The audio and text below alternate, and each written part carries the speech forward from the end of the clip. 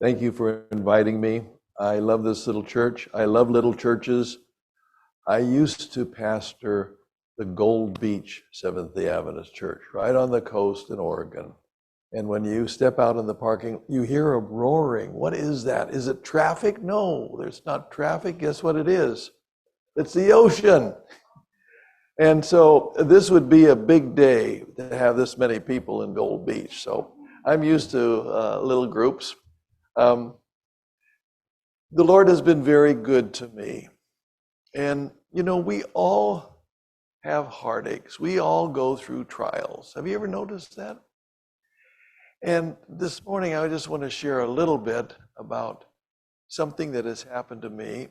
And my text is before the scripture that we had. I like 1 Peter.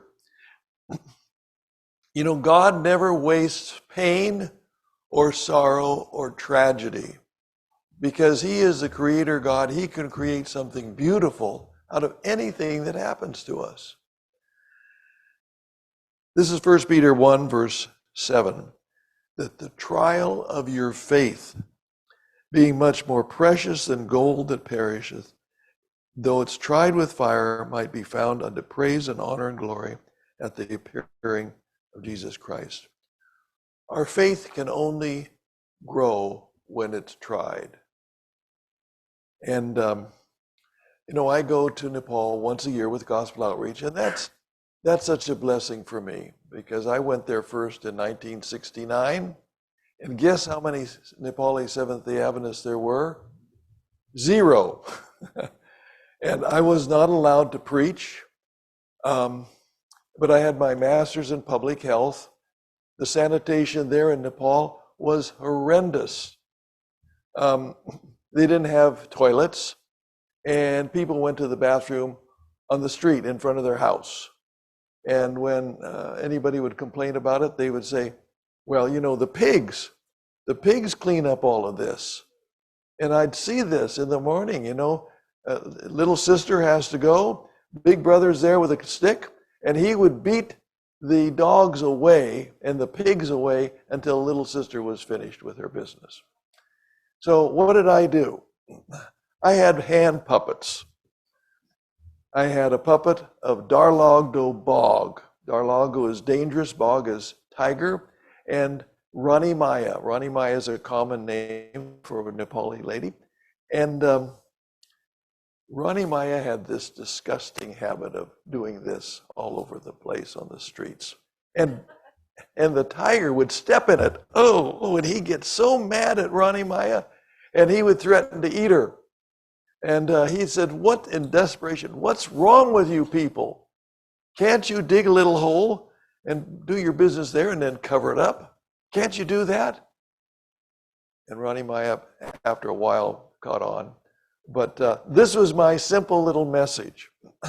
And this is how I got away with doing a little bit of sharing. You can't force your religion on anyone. And so I'd go out in the villages, and I'd go on a second floor window.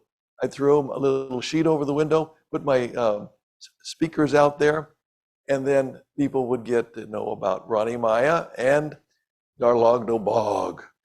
And afterwards, I'd come down and I'd talk to them. Do you think you could take a little shovel or something and before you go to the bathroom, dig a hole? Yeah, we could do that. And I said, if you did that, you would be saved a lot of diseases because there in Nepal, they have the monsoon rain, and this covers all of this, takes all of this waste and puts it in the well. They drink the water and they die off like flies. So this was my simple approach. 1969, no Seventh-day Adventist. Came back in 2008, and we were doing sort of a medical missionary training program. All of a sudden, there are 7,000 Seventh-day Adventists. Where do they all come from? Gospel Outreach. And I'm so grateful to be involved with Gospel Outreach. It's amazing. And you know, how would you like to have an elephant for a pet? We stayed at this place, and I got there late one night, And the next morning, I opened up my window, opened up the curtain. I wonder who my neighbor is. And there she was. She had a long trunk, and she was obviously hungry. And so I went down to meet Pooja, 35-year-old female, and she is so smart. And of course, unfortunately, I had no bananas because Pooja likes bananas. So I went down, got some bananas, and Pooja eats the banana skin as well as the stalk that the banana grows. She eats anything connected with bananas. I used to have a beard and it would scratch on the microphone, but I cut that off. Yeah, it's not beard today. We'll let you use that. Okay, good. Well, one day, the family ran out of money. And Dad ran a kind of a little hotel where we stayed. No money, no tourists, COVID. What are we going to do? We can sell Pooja the elephant. And so they did. And the little girl, she's 9 years old, she cried and cried and cried. COVID went, started getting more visitors. And the big question is, can we redeem? Can we buy back Pooja? And so that's what they did. And while I was there, I gave the little girl some M&M's candy, and I gave her a copy of Steps of Christ, telling a story about Jesus who bought us back out of sin. It's amazing. And you know, God is so good. My next door neighbor in Tennessee, he works, his wife works, and they have a great big golden doodle. Very nice dog. But this dog is in a cage all day long. So I said, okay, I'm going to walk this dog every day. I've got to walk anyway, and it's like a mile. And so I started walking. Her name is Cookie. But Cookie is the candy dog because her owner works for Mars Candy in Cleveland, Tennessee. And guess what Mars Candy makes? M&Ms by the jillions. And so before I go to Nepal, he gives me these bags of M&Ms. And some people say it's maybe not very healthy, but this is the first time they've ever had M&Ms. Sometimes we're way out there. They don't have any candy. They've never seen an M&M, but this is something that really draws them closer to the church and to Jesus. Okay, I'm going to share with you a story of probably the most distressing thing that ever happened to me. And I don't think it could ever happen because this is back in 1975. Believe it or not, there were no cell phones. There were no cordless phones, very few phones at all. And I was giving a week of prayer way up in the northeastern part of India. And you take the bus to Assam training school, and then you come back. But the hub is an Indian city called Guwahati. And Guwahati is at the end of the railroad line. And you can get the Assam mail that goes, it's an express train, that's a big deal. It goes from Guwahati all the way down through to Delhi. 2,500 miles, 3 days and 2 nights. I got my ticket and I'm all ready to get on that train, 6 o'clock the next morning. I check into this hotel. They won't let me check in. I can't stay there that night. Why? Because I have to go see the police. You know, we have an expression in Nepali, Kusto Kach Kach. What a bother. And, you know, that's the life of a missionary. Nothing is easy. There's always some problem. So I said, okay, I'm going to go. I'll go to the police station and they'll look at my passport and they'll give me a little slip saying that they know me and they know I'm leaving. And so I said, I don't even know where the police station is. Well, all you have to do is get on that bus and it'll take you right to the police station. Okay. So I got in, sat down. Pretty soon we were at the police station. They see my passport. They write out a little slip. But now when I get in the bus, it's jam-packed full. There's no place to pitch. There are advantages and disadvantages for being tall. And one of the disadvantages of being tall is I don't fit in Indian buses. So, and there is no place to sit. So I'm grabbing the bar like this, and we're riding along, and I say to myself, there are pickpockets on this bus, and they're going to take my wallet. And so I'm going to put my wallet in my front pocket, and I'm going to keep my hand on it so no pickpocket can get it. Does that sound like a great idea? Yeah. So I'm holding on to the bar and my wallet, and I'm looking around. I don't see any pickpockets. Nobody's tried to take my wallet yet. And then all of a sudden the bus swerves and stops. And there's the hotel, and I get out, and guess what? There is no wallet. How did he do that? And I'm just completely heartbroken because it's my ticket. I can't ride on this 2,500-mile train ride unless I have a ticket. And so I go there and I cry the blues. I don't have any money to pay my hotel. You guys are so stubborn about making me go to the police, and now look what happened. And they felt sorry for me. They didn't charge me for one night's lodging. I'll never forget the complete, empty, desperate mood I had. And I got down on my knees and I said, Lord, how in the world am I going to travel 2,500 miles without a ticket and without money? How am I going to do that? You know, sometimes when you are in a desperate situation, there's nowhere else to turn except up. That's when God can really do something for you.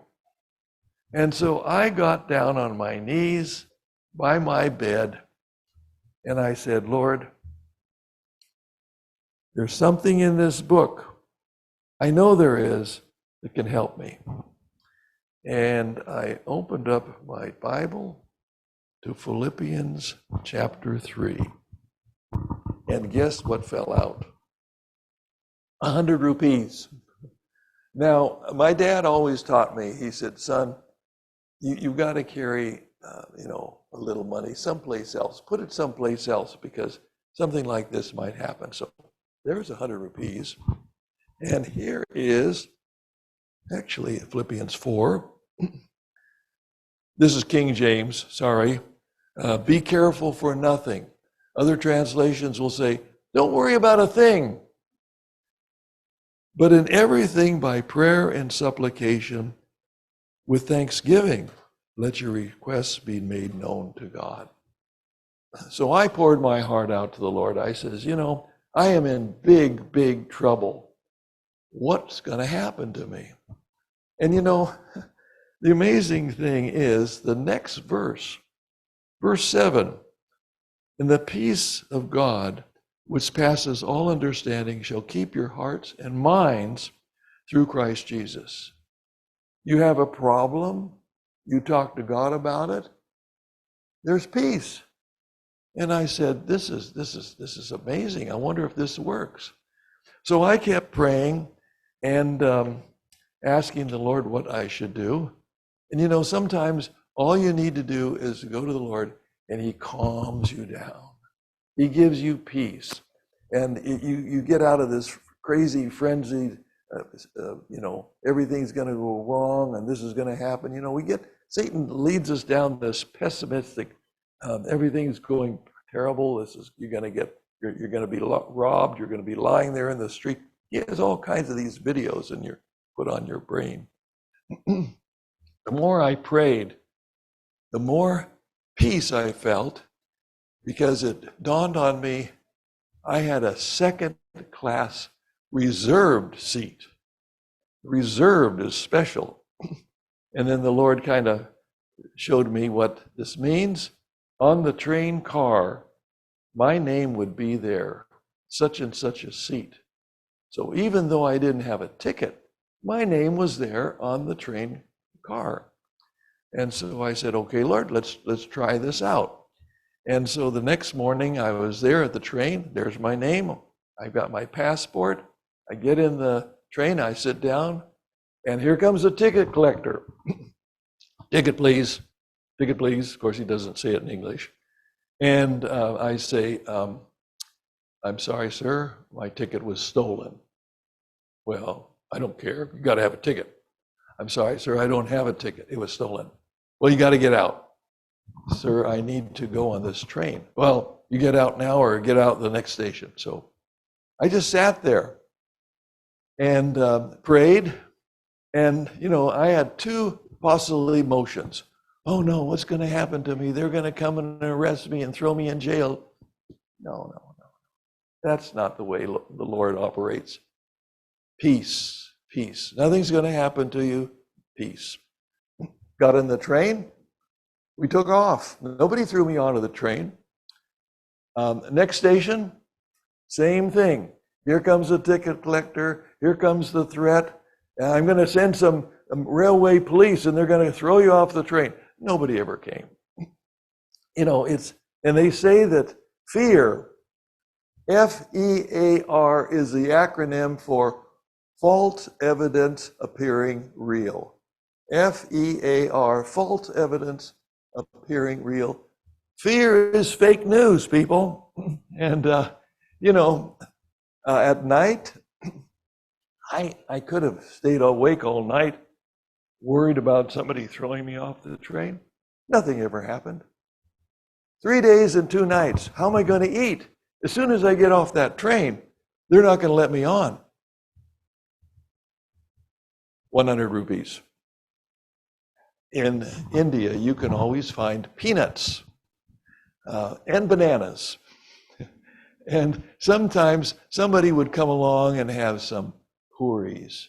Puris, think of a tortilla that's been thrown into hot oil and it puffs up like a balloon. Delicious. And potato curry. So I ate well with my 100 rupees, and the Lord looks after us. And the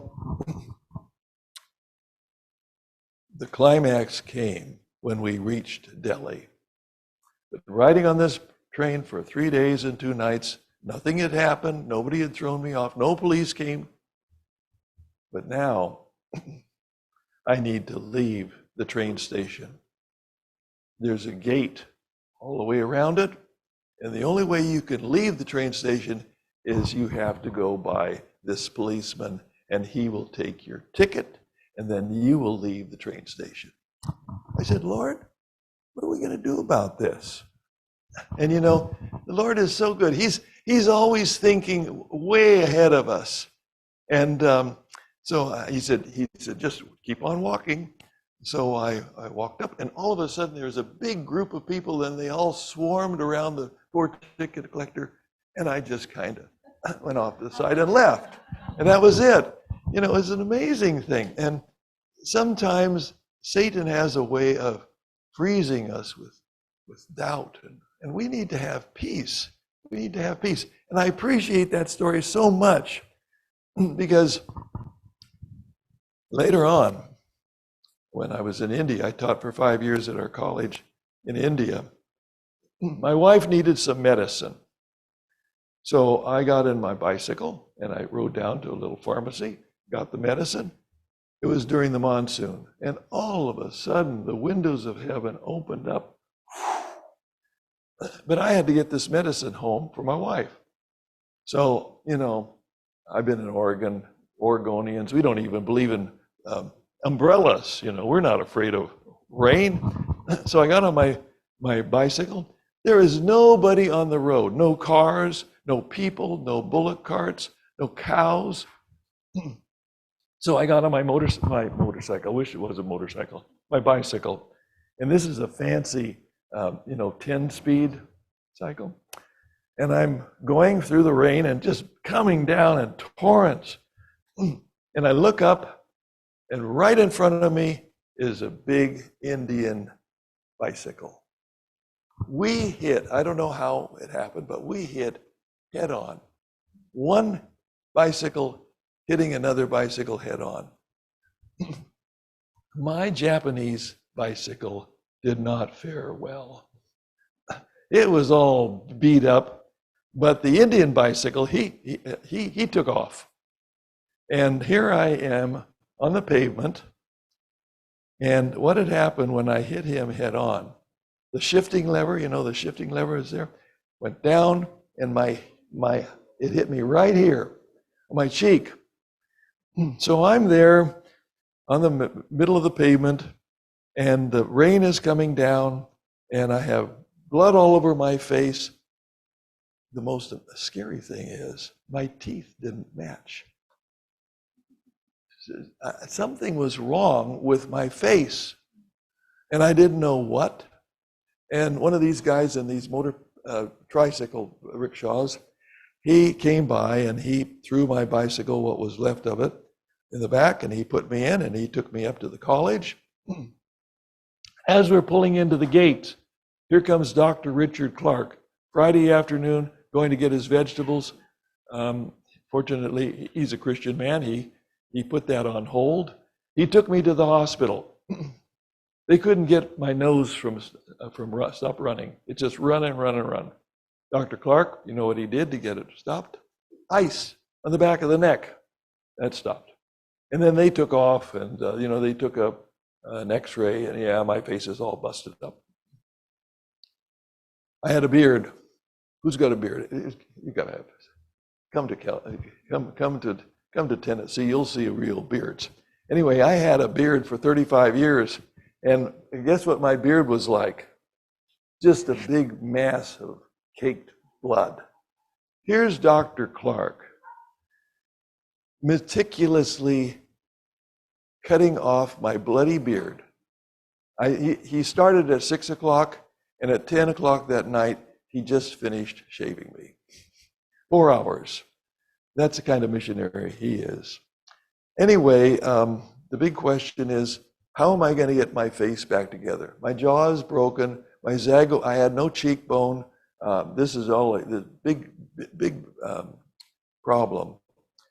There in India, well, maybe the plastic surgeon can help you, and they can cut, here and put all the bones back together. That didn't sound very. Then they have to cut again and take the wires out.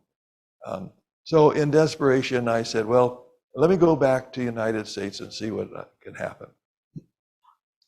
Arrived it with my folks, and I used to know somebody who worked in the School of Dentistry. And I called her up, and she said, wouldn't you know, the day before I arrived, an oral surgeon by the name of Dr. Boyne arrived, and he started working that day. And the specialty of it was reconstruction of the zygomatic arch. And he was famous all over the United States. This was his, and it's usually, brass knuckles or hand guns or something like that. And he worked on me and took 2.5 hours. He put all the bones together. He wired my jaw shut, and for 6 weeks. And that was it. But I'll never forget lying in the back seat of Dr. Clark's car. I had no idea what my face looked like or what damage, I'd be like this all the rest of my life. I had no idea. I opened up my heart and something very special happened. I had peace. And, and it worked out perfect. I haven't had any problems. My jaw works. I can eat. And, it's just amazing. This is the kind of God we worship. And he says, you don't need to be afraid. You don't have to worry about anything because our God is a creator God. Out of anything that happens to us, any negative trials, horrible situations that you go through, our God always has a creative solution to it. And God never wastes our pain or our suffering because he has something better for us. Okay, and I could go on and on and on about how God has blessed me, but I'm going to pray that somehow when you have these trials, they're more precious than gold. Because those trials strengthen your faith. And that's what Christianity is all about. Jesus died for sins, yes. By grace are you saved through faith. Grace is what Jesus has done. Guess how we hang on and we make contact with that grace? Faith. That's how we hang on to Jesus. So don't let Satan scare you, intimidate you. Hang on to Jesus, whatever you're going through in the future, hang on to Jesus, because he can always bring out something beautiful, something better than what we think we have lost. Thank you so much. Are we going to sing? And this lady, she's been so helpful to me, and I got to finally meet Leanne.